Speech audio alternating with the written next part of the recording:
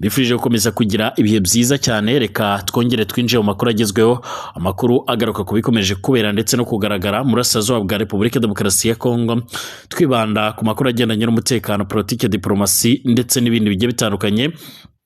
Nyemera muri aya makuru nkubwire yuko Repubulika Demokarasi ya Kongo yerekanye abarwanyi ivuga ko yaba yafatiye ku mirongo y'imbere ku rugamba, maze ivuga yuko ari abasirikare b'u Rwanda. So ubwa mbere Repubulika Demokarasi ya Kongo ivuga yuko yafashe abasirikare b'u Rwanda, cyane cyane yuko inamaze igihe kinini cyane ivuga yuko umutwe wa 23 ukomeje gufatanya cyangwa se gufashwa n'ingabo z'u Rwanda, ariko ni ibintu u Rwanda rwakomeje kugenda ruhakana. Kuri iyi ngingo ariko kandi Minisitiri w'Ububanyi n'Amahanga n'Ubutwererane u Rwanda Ambasaderi Olivier Nduhungirehe yaje gushimangira ndetse no kugaragaza neza yuko kugeza amagingo aya ngaya ibyo ngibyo byaba ari ibinyoma, nk'uko amakuru akomeje kugenda atugeraho abivuga. Ndaza kuvuga kandi kubikomeje kugenda bivugwa hano mu gihugu cy'u Burundi, aho kugeza amagingo aya ngaya haba hagaragaye ukutumvikana kw'abayobozi bamwe na bamwe mu gihugu cy'u Burundi, nk'uko bikomeje kugenda bitangazwa cyangwa se nk'uko bikomeje kugenda bigaragara. N'ayandi makuru akomeje kugenda agaragara cyangwa se akomeje kugenda atangazwa, tugiye kuyarebera hamwe. Mbifurije kugubwa neza, mbifurije kumererwa neza ku bari ngaha mu Burundi, abari mu Rwanda, muri Uganda, Tanzania, Kenya ndetse n'abandi mudukurikiye muherereye hirya no hino mu isi. Mwese mbifurije kugubwa neza, mbifurije kugira ibihe byiza. Kandi handitse subscribe niba ari ubwa mbere ugeze hano, kugira ngo ube uwa mbere mu bazajya badukurikira. Tanga igitekerezo kandi like amakuru n'ibiganiro byacu unabisangize ku nshuti zawe. Nyemera rero turebere hamwe amakuru agezweho, amakuru akomeje kugenda avugwa, nyine akomeje kugenda agaruka kubikomeje kugenda bibera ahangaha mu burasirazuba bwa Repubulika Iharanira Demokarasi ya Kongo. Mu kanya kashize rero nibwo haje kugaragara ibigendanye n'amakuru akomeje kugenda avuga yuko ingabo za Repubulika Demokarasi ya Kongo zaba zafashe bamwe mu barwanyi, ariko kandi iyi Repubulika Demokarasi ya Kongo yongeye kumvikana navuga yuko baba ari abarwanyi b'u Rwanda, ariko kandi ni ingingo u Rwanda rwaba rwamaganiye kure, ivuga yuko by'umwihariko baba atari ab'u Rwanda nk'uko bikomeje kugenda bitangazwa. Ni igisirikare cya Repubulika Demokarasi ya Kongo kizwi ku izina rya FARDC, gikunze gufatanya n'ingabo z'Abarundi FDNB n'abandi bagiye batandukanye. Uyu munsi bakaba banakoze ibitero biremereye cyane ku mutwe wa M23 hano muri Kivu y'Amajyepfo. Iki gisirikare cyeretse abanyamakuru abakivuga ko ari abarwanyi b'abanyamahanga ingabo zacyo zafatiye mu bikorwa ziheruka gukora, nk'uko amakuru akomeje kugenda tugera bivuga. FARDC ivuga ko kandi ifatwa ry'abo barwanyi ari igihamya simusiga ku ruhare rutaziguye rw'ingabo z'amahanga iruhande rw'imitwe itwaje intwaro y'iterabwoba ikorera ku butaka bwa Repubulika Demokarasi ya Kongo. FARDC kandi ntigeze itangaza ibihugu abarwanyi baba bakomokamo, icyakora abandi bahise baca amarenga bavuga yuko nta bandi baba bashatse kuvuga usibye abasirikare b'u Rwanda. Icyakora yunzemo ko kuba rero barafatiwe ku butaka bwa Repubulika Demokarasi ya Kongo nanone bishimangira ko by'umwihariko yashojwe muri RDC, by'umwihariko atari amakimbirane yoroheje y'imbere mu gihugu, ko ahubwo rero ari igitero cyateguwe ndetse kikanashyikirirwa hanze, yicwa mu buryo rero by'umwihariko bukomeye cyane by'amategeko mpuzamahanga. Ingabo za RDC kandi nyuma yo gufata bariya banyamahanga kuri ubu zivuga ko zishyize rero imbere kurinda ubusugire bwa kiriya gihugu n'umutekano w'abaturage bacyo mu cyerekezo cya Perezida Félix Antoine Tshisekedi Tshilombo, akaba n'umugaba w'ikirenga w'ingabo za Repubulika Demokarasi ya Kongo FARDC. Bamwe rero mu basesenguzi ndetse n'abandi bakurikiranira hafi ibibera ku butaka bwa Kongo bongeye kumvikana ndetse banagaragaza neza yuko intambara zikomeje kugenda zibera ku butaka bwa Kongo ari zimwe mu bikomeje kugenda bivugwa ndetse n'ibikomeje kugenda bigaragara, ndetse bamwe mu bakurikiranira hafi ibibera ku butaka bwa Kongo bakaba bongeye gushimangira ndetse no kugaragaza neza yuko iyi ntambara ikomeje kugenda iba by'umwihariko ishobora gukomeza gushyira ubuzima bw'abaturage ndetse n'abasirikare mu kaga. Inshuro nyinshi Repubulika Demokarasi ya Kongo yagiye ishinzwa gufata abasirikare bamwe na bamwe ikavuga yuko baba ari ab'u Rwanda, nyamara atari n'ab'u Rwanda, ibintu u Rwanda rwakunze kugenda rwumvikana ruhakana. Nk'ubu tuvugana guverinoma y'u Rwanda yatangaje ko abasirikare by'umwihariko igisirikare cya Repubulika Demokarasi ya Kongo cyerekanye kibita abasirikare ba RDF cyafashe atari bo, by'umwihariko igaragaza ko ibyakozwe ari kinamico ikomeye cyane. Kuri wa gatandatu nibwo rero FARDC yeretse itangazamakuru abantu yise abarwanyi b'abanyamahanga bafatiwe by'umwihariko mu bikorwa bya FARDC.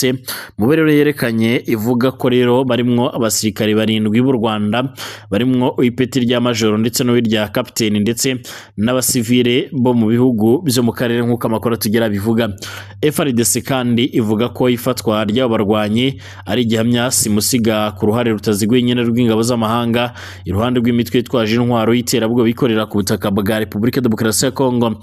Yunzemo ko kuba kandi barafatiwe ku butaka bwa Kongo Kinshasa nanone bishimangira ko by'umwihariko Kongo yashojweho rero intambara ahubwo atari amakimbirane yoroheje y'imbere mu gihugu, ko rero ahubwo ari igitero cyateguwe kikanashyikirirwa hanze hicwa by'umwihariko mu buryo bukomeye cyane amategeko mpuzamahanga arimo n'agendaga uburenganzira bwa muntu. Minisitiri w'ububanyi n'amahanga n'ubutwererane w'u Rwanda Ambasaderi Olivier Nduhungirehe abinyujije ku rubuga rwe rwa X rwitwa Twitter yavuze ko nta musirikare n'umwe w'u Rwanda wigeze ufatwa n'ingabo za Repubulika Demokarasi ya Kongo cyangwa se za Kongo Kinshasa. Ati ikinyoma cya leta koko by'umwihariko nta mipaka kigira Kinshasa, by'umwihariko nta musirikare n'umwe mu ngabo z'u Rwanda RDF wafatiwe muri yombi muri Kongo cyangwa se ngo yerekwe itangazamakuru muri iki gitondo. Ibi ni ikinamico ribi cyane ku buryo rero n'ababyanditse ubwabo batabyemera.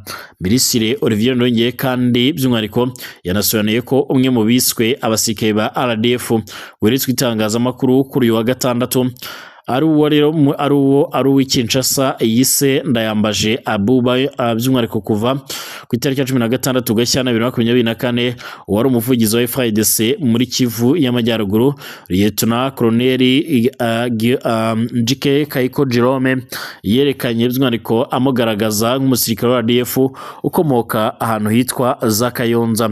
Yavuze kandi ko by'umwihariko Colonel Njike Kayiko ndetse nabwo yari yaribagiwe ko rero uwo musore yari yarigeze kugaragazwa hagati ya Mutarama 2024 yambaye imyenda isanzwe yanduye cyane kandi ibirenge bye bigaragara ko rero by'umwihariko bitigeze na rimwe kwambara inkweto za gisirikare mu buzima bwe. Nduhungirehe yavuze ko kandi ko Kinshasa yahimbye kiriya kinyoma mu rwego rwo gutuma abantu bibagirwa ibara riheruka gukorwa na General Sylvain Ekenge Bomusa usanzwe uvugira igisirikare cya Kongo, ayinenga ko ibyo rero yakoze yabikoranye ubunyamwuga bukeya nk'uko bikomeje kugenda bitangazwa. Mumereze kuri operasiyo ikomeye cyane nk'uko bikomeje kugenda bigaragara. Hari amakuru akomeje kugenda avuga yuko Perezida Nicolas Maduro wa Venezuela yaba yamaze gutabwa muri yombi na Leta Zunze Ubumwe za Amerika cyane cyane muri operasiyo karabutaka. Operasiyo ikomeje gukangaranya yongeye gutuma rero benshi bavuga yuko Repubulika Demokarasi ya Kongo plutôt Leta Zunze Ubumwe za Amerika ibintu zikomeje kugenda zikora ari ibintu biteye ubwoba. Perezida Donald Trump wa Leta Zunze Ubumwe za Amerika yatangaje ko ingabo zo mu mutwe udasanzwe z'igihugu cye zafashe miri Perezida Nicolas Maduro wa Venezuela ndetse n'umugore we.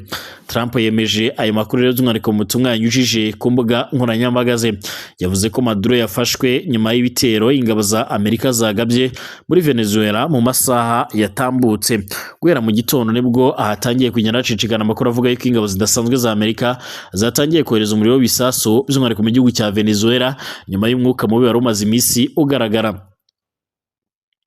Presidansi ya Amerika kandi yasuyemo ubutumwa Trump yanditse ku rubuga rwe rwa Truth Social avuga ko by'umwihariko Leta Zunze Ubumwe za Amerika zagabye mu rugero bwagenze neza ibitero bikomeye cyane kuri Venezuela ndetse n'umuyobozi wayo Perezida Nicolas Maduro wafatanwe n'umugore we bakajyanwa hanze y'igihugu nk'uko bitangazwa.